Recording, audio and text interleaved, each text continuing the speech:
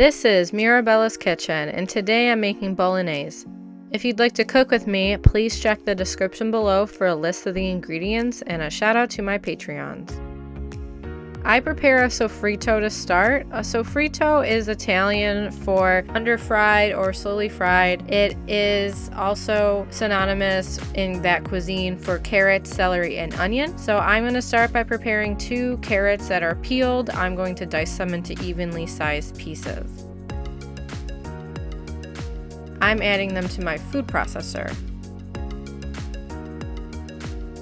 I also am going to take 2 ribs of celery and dice them into even pieces. And I dice 1 large yellow onion. Again, everything is going in my food processor because I want them super small and for people not even to know there's vegetables in this. I also grate 4 cloves of garlic. I'm using a grate plate. You can obviously mince garlic instead. I just like to use this. I find it's way faster for making garlic very small.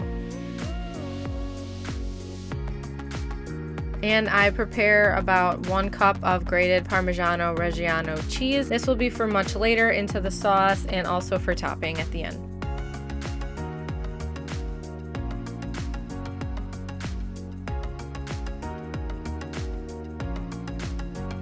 So I pulse in my food processor. I want them small again, and this is something that is just my preference. You can just throw them into olive oil. So I take a large saucepan. I'm using my Dutch oven. You can use whatever size you'd like. I add about 2 tablespoons of olive oil over medium heat, and I swish it around, get everything coated. I then add in the sofrito and I make sure to coat it evenly in the olive oil. I'm going to let it soften. This takes very little time because I am using it in such a small form, and I like to make it into a nice layer so it will cook evenly.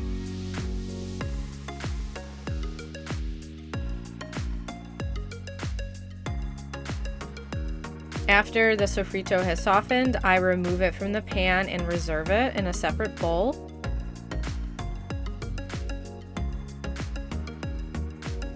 I also clean the pan after. You can just switch pans if you'd like.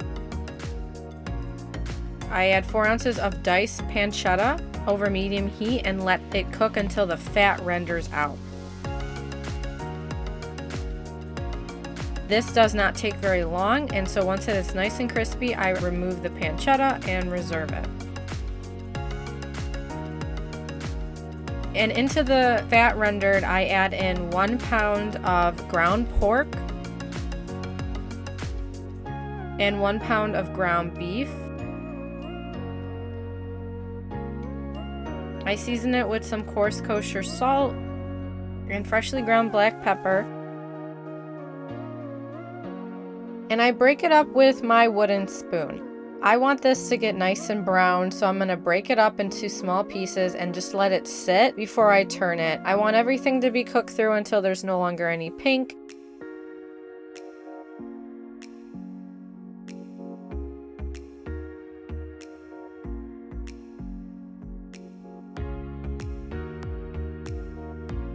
I then add in the pancetta, the sofrito, and the grated garlic.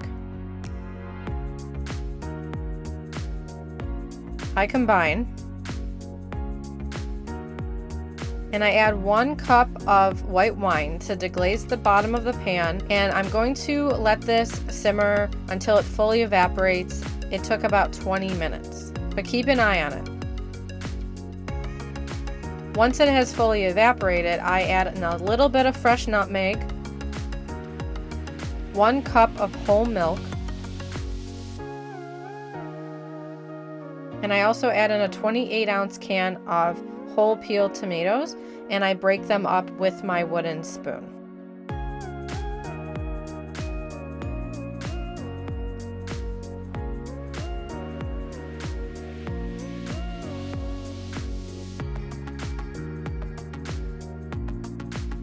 I season with freshly ground black pepper and coarse kosher salt.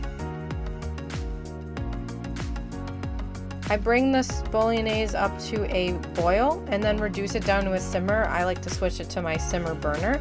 And I'm cooking it for, I recommend 3, I did 1.5 because of time.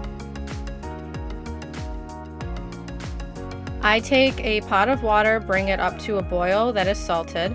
I then add a pound of pappardelle pasta. It's a broad, flat noodle. You can also use linguine or fettuccine. And I cook it to 2 minutes less than al dente.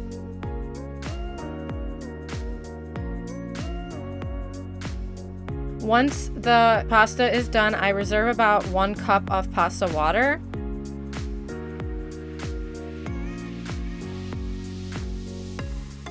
And I add it into the sauce.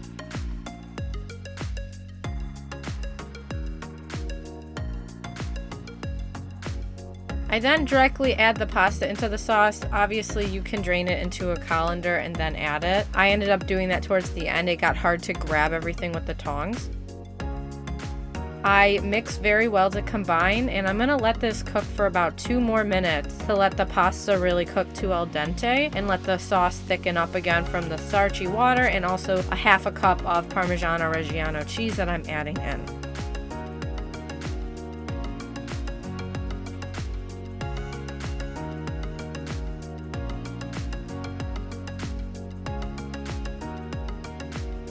I then take 2 to 3 ladlefuls of the pasta and the bolognese, and I put it into a large bowl.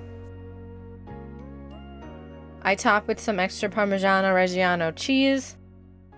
And that's bolognese. Thanks for joining me today. I make new videos on cooking every Wednesday. Please support me on Patreon and on Facebook at Mirabella's Kitchen.